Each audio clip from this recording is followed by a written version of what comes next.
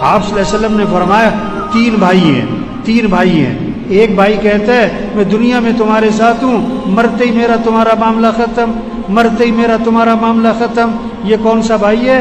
یہ اس کی جائیداد، یہ اس کا پیسہ، یہ اس کی فیکٹری، یہ اس کا زیور، یہ اس کا مال و دولت، یہ مرتے ہی وارثوں کا ہے.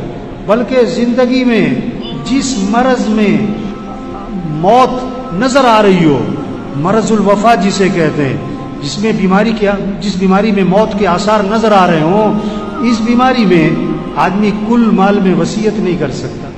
کیوں؟ اس میں وارثوں کا حق ہو چکا ہے، وارثوں کا حق اس میں آ چکا ہے.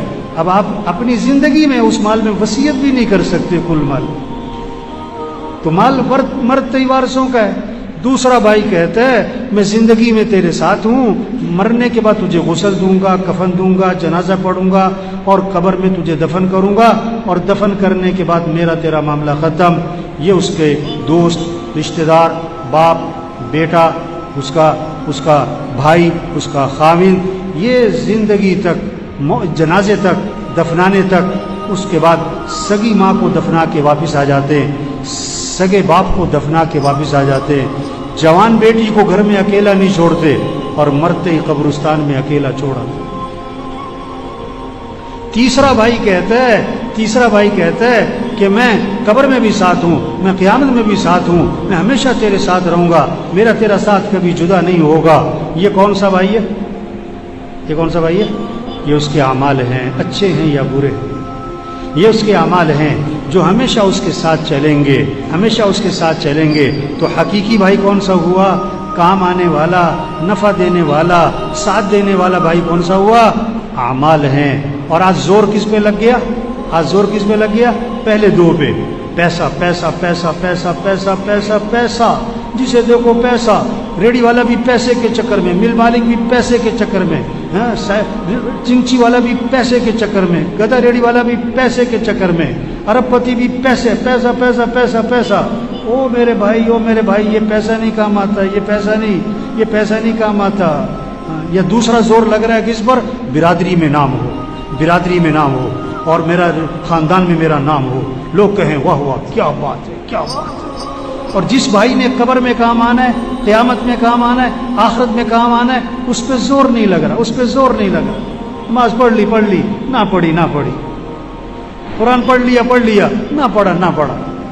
زکوٰۃ دے دی، ٹھیک ہے، نہ دی کوئی نہیں. ابھی رمضان گزرا ہے، روزہ رکھنے والے بہت تھوڑے تھے، نہ رکھنے والے بہت زیادہ تھے. اور روزہ رکھنے والوں میں سے تراویح پڑھنے والے بہت تھوڑے تھے، نہ پڑھنے والے بہت زیادہ. ایک تراویح کے سجدے پر 1500 نیکی، تراویح کے ایک سجدے پر جنت میں محل. کوئی شوق نہیں، ادھر پلاٹ لے لو، اس کالونی میں پلاٹ لے لو، ادھر پلاٹ لے لو اور جنت میں پلاٹ لے لو.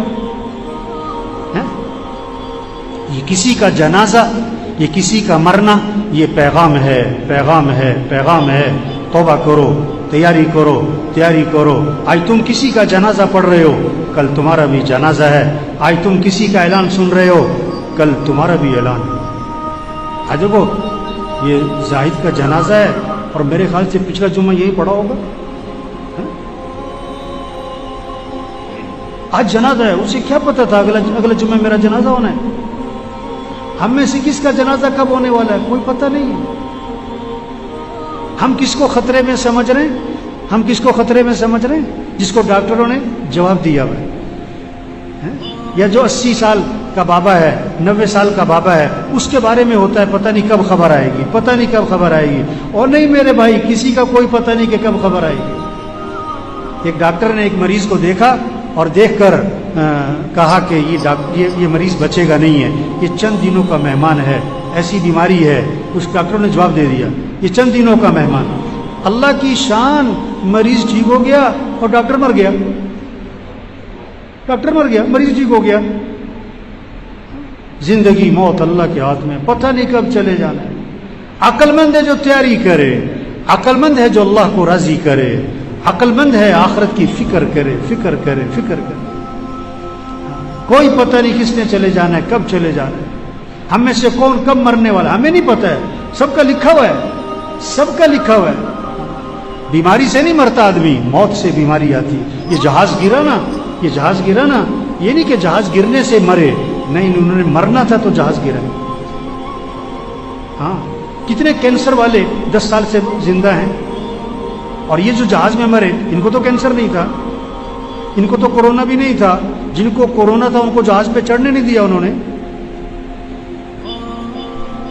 یہ تو خوشی خوشی جا رہے تھے، کہاں عید منانے، کہاں اپنے گھر، اور بڑی مہنگی ٹکٹ لے کے جا رہے تھے۔ انہیں کیا پتا تھا کہ ہماری عید کا آنی ہے آخرت میں۔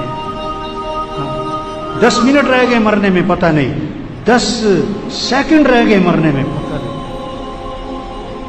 اور میرے بھائیو، عقل مند کون ہے جو اللہ کو راضی کرے؟ عقل مند کون ہے جو آخرت کی تیاری کرے؟ عقل مند کون ہے جو اپنے اعمال کو اچھا بنائے؟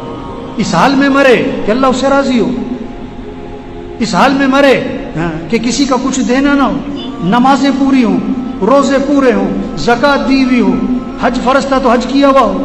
کتنے لوگ ہیں حج فرض ہے نہیں کر رہے، وہ پتہ کیا کہتے ہیں، ابھی تو بچیوں کی شادی کرنی ہے۔ توبہ توبہ توبہ توبہ۔ آپ صلی اللہ علیہ وسلم نے فرمایا جس پر حج فرض ہے اور وہ نہیں کرتا، مجھے کوئی پرواہ نہیں، یا یہودی ہو کے مرے یا عیسائی ہو کے مرے۔ حضرت عمر رضی اللہ عنہ فرماتے ہیں جس پر حج فرض تھا اور اس نے حج نہیں کیا اور مر گیا تو قسم کھا کے کہہ دو یا یہودی مرا ہے یا عیسائی مرا ہے۔